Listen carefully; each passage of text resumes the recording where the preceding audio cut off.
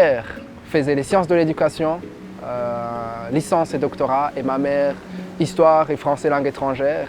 Et les deux Burundais se sont rencontrés ici. Donc pour moi, Fribourg, j'en ai entendu parler depuis que je suis tout petit. Et j'ai toujours voulu venir voir où ils se sont rencontrés, et l'université de Fribourg, et éventuellement faire des études ici. Je pense que, en tout cas pour mon père, c'était pour éviter de me donner cette image très enjolivée de l'Europe et de me dire que c'est très bien, qu'on peut acquérir de l'expérience, mais que ce n'est pas forcément beaucoup mieux que chez moi, qu'au Burundi, et que l'on peut partir pour apprendre, mais qu'on peut aussi rentrer pour ramener ce que l'on a appris. Mon père était venu pour les études et pour lui, l'objectif c'était de rentrer chez lui et de contribuer au pays, au Burundi. Et c'était ça qui lui tenait à cœur, de changer quelque chose chez lui. Et il a découvert la Suisse, il a aimé la Suisse, il a aimé Fribourg, il a fait ses études à Fribourg, mais il a aimé plus le Burundi, on va dire, et il est rentré. Les deux sont rentrés au pays, ils se sont mariés et je suis né là-bas. Je pense que c'est déjà peut-être plus facile pour moi parce que ne fût-ce qu'au niveau de la communication, j'ai beaucoup de moyens de communication. Je peux toujours parler avec des amis du Burundi ou ma famille, alors qu'à leur époque, il fallait envoyer une lettre qui prenait des années à arriver et un retour qui ne revenait pas forcément. Je pense que ça, déjà, c'est une grande différence. Et puis, en même temps, avec les technologies toujours, les mentalités ont un peu évolué. Les personnes que j'ai croisées ici avaient déjà croisé des Noirs ou des personnes d'origine africaine, ce qui aide quand même un petit peu et qui est différent de l'époque où tu peux te retrouver être le seul Africain d'un périmètre très, très large. C'est agréable, on va dire.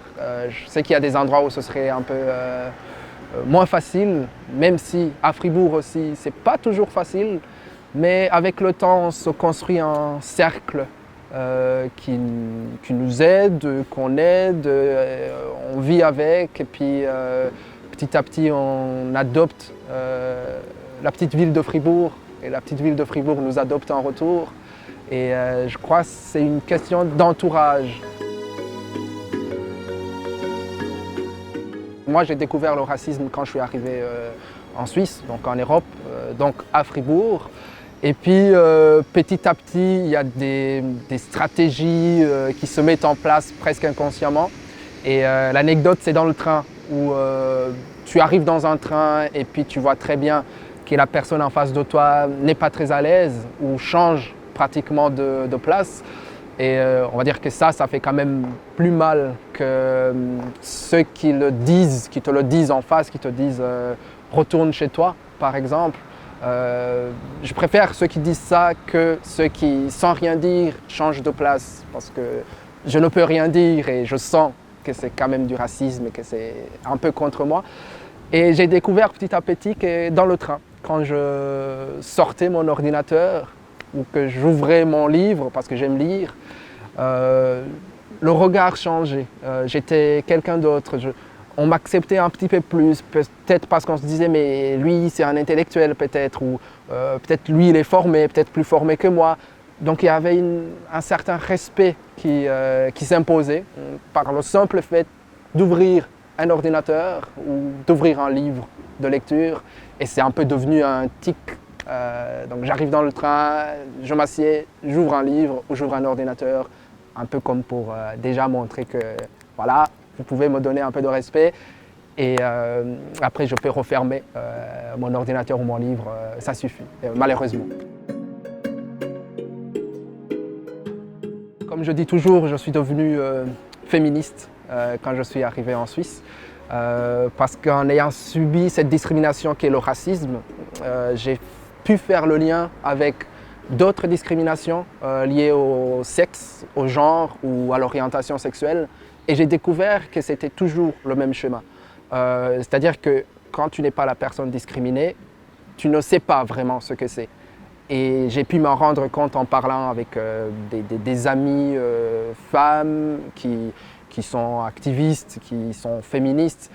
Et en faisant ce lien, pour moi, ça n'avait pas de sens qu'un noir que je suis, qui a subi le racisme et des discriminations liées à sa couleur de peau et à la façon dont il est né, en tout cas, ne comprenne pas les luttes féministes ou les luttes des personnes qui ont une orientation sexuelle autre que hétérosexuelle. Et ça m'a enrichi, on va dire. J'ai grandi.